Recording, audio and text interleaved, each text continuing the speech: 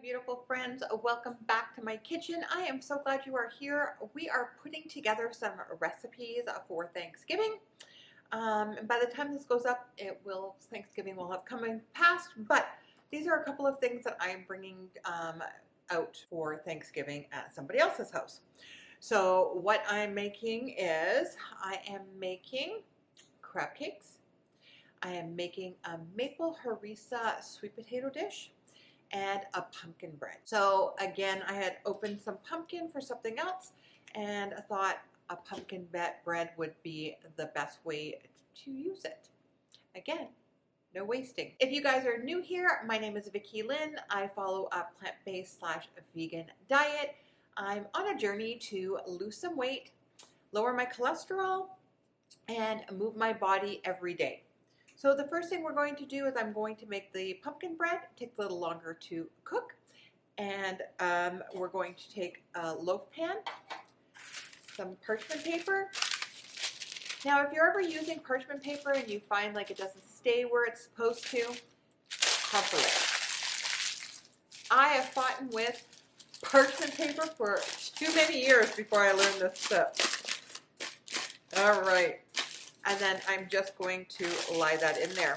You're going to want to preheat your oven to 350. And the great thing about this is that it is a plant-based recipe. We're not using any fat. I'm actually going to use oat flour instead of, you could use regular flour or a gluten mix if that's what you want to use. But I'm going to make this gluten-free and it should be delicious. I've been kind of tweaking the recipe, so we'll see how it goes, and that's part of being a recipe tester, but the last one turned out pretty good. So the first thing that we need is 1/4 cup of some plant-based milk. I'm going to use soy milk because it curdles better, and we're going to add in a little bit of lemon juice to make it like a buttermilk kind of thing. And that's going to react with the baking powder and the baking soda to hopefully make it light and fluffy. Don't forget, guys, the recipe will be down below. I always hook you up with that. So in our bowl, we're going to take our pumpkin puree. Now, not pumpkin pie filling. This is pumpkin puree. I am going to use about 1/2 cup of date sugar. I try to lessen the sugar in my recipes. 2 tablespoons of some maple syrup and 1 teaspoon of vanilla. We're just going to incorporate that and cream it together. To our cream mixture, we're going to add in our pumpkin spice. I make my own oat flour, guys. It's super simple. Obviously, you just take oats, blend them in your Vitamix or mixer, baking powder, baking soda, and our milk. I'm gonna give that a nice mix. Take your prepared pan, make sure all your flour is incorporated. And then we're going to add it to her. Smooth it out. And I like to top mine with a couple of pepitas. We're going to put that in our 350 oven for about 1 hour. So after an hour, you're going to want to take out your bread. It smells so good in here, guys. I wish you had smell-o-vision.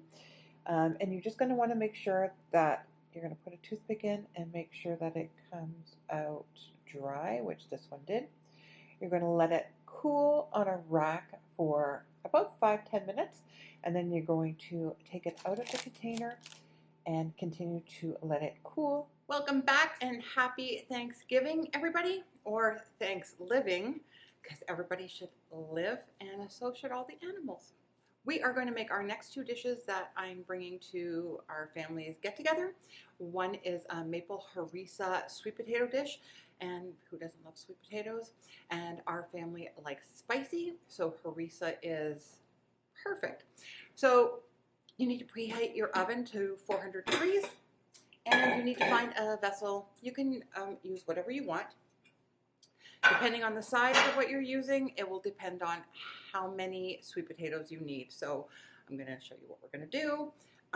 If your sweet potatoes have a nice skin, you don't necessarily have to peel them. I peeled mine because they were a little not as nice.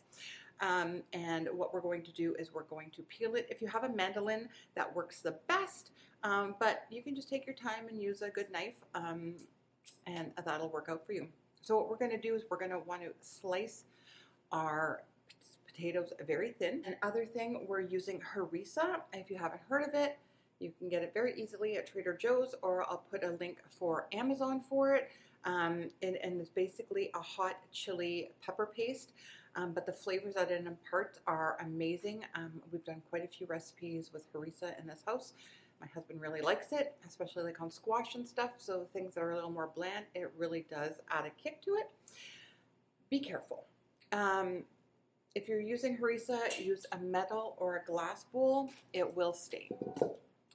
So let's start slicing our potatoes. We have a lot to do. So I'm just going to use a mandolin because it's just way easier, and you're going to get very nice thin discs. So again, if you don't have a mandolin, and mine was actually starting to cut them way too thin, I'm just going to finish them off by hand, and then I'll input them separately. All right, so now we're going to make our harissa sauce, and it's super simple. You're going to use a little bit of water. I kind of do this by eye, but I do have a recipe.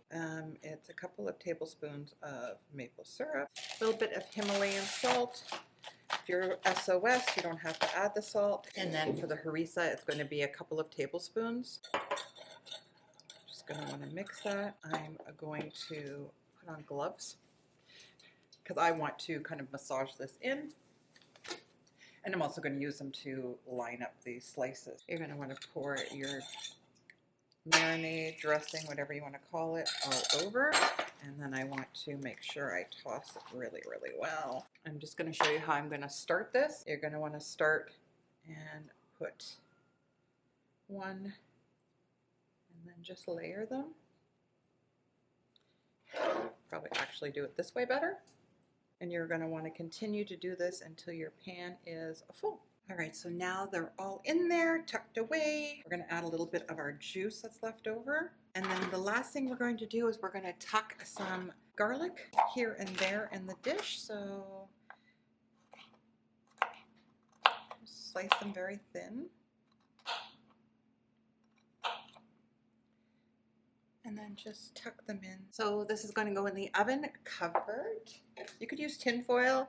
I just happened to pick this because I knew it had a cover and I'm traveling with it for 30 minutes. Then we're going to take it off. We're going to sprinkle with some pecans and bake it for another 20. The other dish that I'm bringing is going to be my crab cakes with remoulade sauce. Remoulade. How do you say that, babe? Remoulade. Okay. I was just double checking. Sometimes, you know, I pronounce things wrong.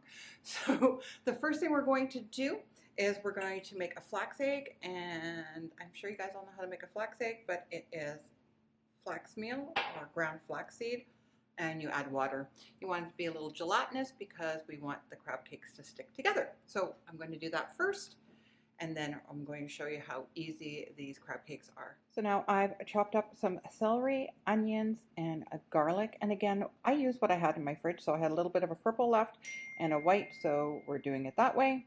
There's nothing wrong, just use up whatever needs to get used in your fridge. So into our bowl, we're just going to put our celery, onions, and garlic. Going to put in a little bit of Dijon mustard, our seasonings. Recipe will be down below, guys. Our vegan mayo, which I'm using my tofu mayonnaise that I make.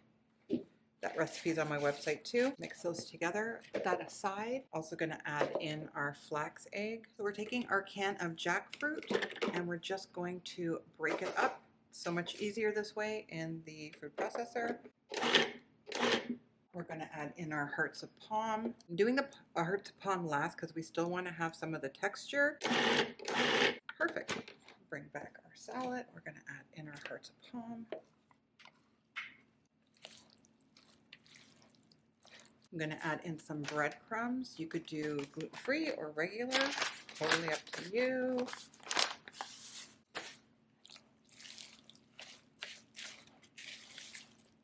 Just going to take some breadcrumbs. I'm going to add a little Cajun seasoning to them, bump up that flavor. You could use just salt and pepper. You just want to season them a little bit. And now we're just going to form these into patties. Just going to do little ones, that, and then you're just going to dip them in the panko or breadcrumbs, whatever you're using. And then you're going to put them on the tray. And we're going to continue to do this through all of the crab. And then what we're going to do is chill them before we bake them.